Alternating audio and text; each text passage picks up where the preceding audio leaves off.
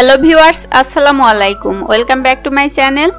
বাংলা রান্নাঘর টিভির পক্ষ থেকে সবাইকে স্বাগতম জানাচ্ছি চাউলের চিপস তৈরির রেসিপিটি দেখার জন্য। ঘরে থাকা রান্নার রেগুলার চাউল দিয়ে কিভাবে মসমসে চিপস তৈরি করা যায় সেই সহজ পদ্ধতিটি আপনাদের সাথে শেয়ার করছি। আশা করছি রেসিপিটি ভালো লাগবে। চাউলের চিপস তৈরি করার জন্য প্রথমে একটি মিক্সিং বোলে নিয়ে নিচ্ছি 2 কাপ পরিমাণ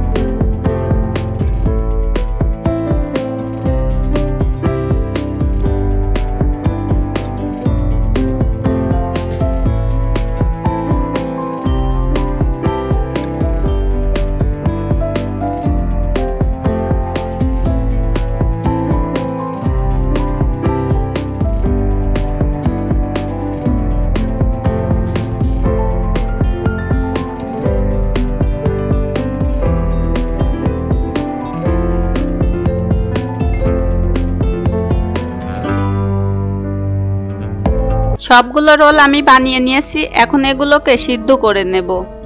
এজন্য চুলায় একটি পাত্রে রোলটা যাতে ডুবে থাকতে পারে সেই পরিমাণ পানি দিয়ে দিচ্ছি। এখন এই পানির মধ্যে হাফ টেবিল চামচ জর্দার রং দিয়ে মিশিয়ে দিচ্ছি। এটা জাস্ট দেখতে ভালো লাগা কালারের জন্য। এবার পানিটা ফুটে উঠলে রোলগুলো দিয়ে দিয়েছি আর 10 মিনিটের মতো সিদ্ধ করে নিতে হবে।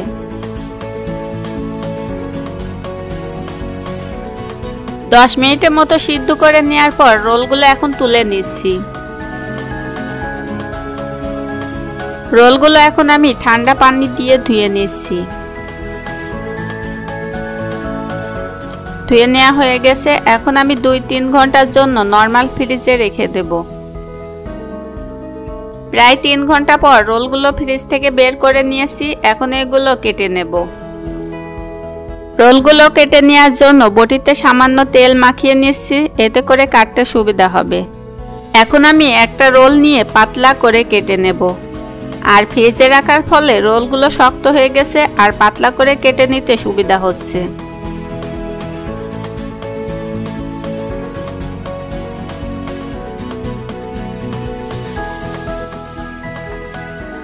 আমার সবগুলো চিপস কেটে নেওয়া হয়ে গেছে। এখন আমি রোদের মধ্যে একটা কাপড় বিছিয়ে চিপসগুলো শুকাতে দিচ্ছি।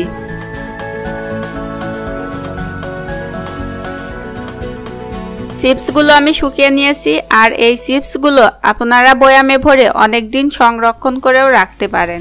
এখন কিছু চিপস আমি আপনাদের ভেজে দেখাচ্ছি। এজন্য চুলায় একটি ফ্রাই প্যানে পর্যাপ্ত পরিমাণ তেল গরম করতে দিয়েছি। তেলটা গরম হয়েছে কিনা একটা চিপস দিয়ে চেক করে নেব। দেখুন চিপসটা দেওয়ার সাথে সাথেই তেলের উপর ভেসে উঠছে, তার মানে তেলটা পারফেক্টভাবে গরম হয়েছে। এখন আমি এই গরম তেলে কিছু চিপস দিয়ে দিচ্ছি। আর দেখুন চিপসগুলো দেওয়ার সাথে সাথেই কত সুন্দরভাবে ফুলে উঠছে। আর সাথে সাথেই চিপসগুলো তুলে নিতে হবে। বাসায় একটু সময় ব্যয় করে বাচ্চাদের এই চিপসটা তৈরি করে দেবেন, দেখবেন বাচ্চারা কতটা খুশি হয়।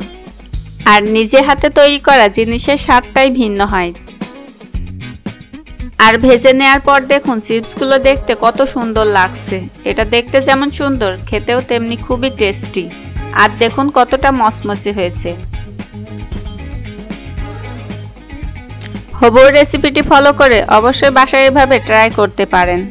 আর আমার রেসিপিটি ভালো লাগলে অবশ্যই লাইক, কমেন্ট, শেয়ার করতে ভুলবেন না। আরও নিত্য নতুন রান্না সহজ রেসিপি পেতে চ্যানেলটি সাবস্ক্রাইব করে বন্ধু হয়ে চ্যানেলটির পাশেই থাকতে পারেন।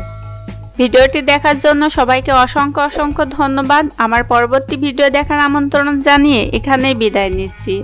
আল্লাহ হাফেজ।